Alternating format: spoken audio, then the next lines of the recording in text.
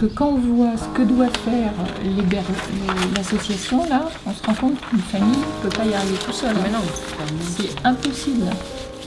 Accueillir des réfugiés aujourd'hui en France, je pense que c'est pas trop compliqué parce qu'il y a quelques structures qui sont comme par exemple Singa ou JRS qui offrent la possibilité d'inscrire et de dire qu'on a une chambre à disposition. L'écosystème qu'on a mis en place ici a très bien fonctionné puisque nous accueillons une famille et plusieurs réfugiés ou demandeurs d'asile. Donc on est presque à 9 personnes dont on s'occupe. Ça a pu se faire car il y a eu des rencontres d'énergie comme la municipalité qui était partie prenante et qui désirait réellement accueillir des réfugiés dans la ville.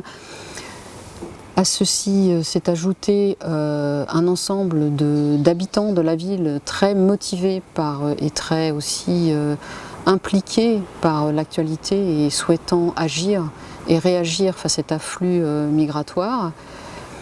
Donc la combinaison de ces deux rencontres, ces habitants et une municipalité qui avait envie, a fait que c'est une synergie et qui a fait que très rapidement et très vite les choses se sont imposées, se sont déroulées parfaitement en fait, comme une mécanique bien huilée. Reproduire ça dans d'autres communes, c'est tout à fait possible.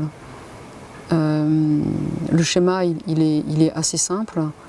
Il faut une commune, des habitants et des demandeurs. Ah oui, ma vie a vraiment changé. Avec la famille, avec des associations. Donc la vie a changé.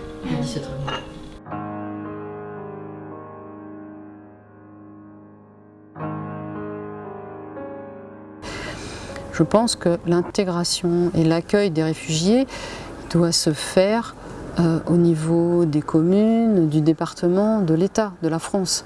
Mettre en avant les familles, c'est bien, parce que c'est vrai que c'est bien d'accueillir chez soi, mais c'est pas suffisant et on ne peut pas demander à une famille, à un être, à des personnes privées de prendre la responsabilité d'accueillir des gens qui sont parfois en grande difficulté, qui ont besoin d'être accompagnés.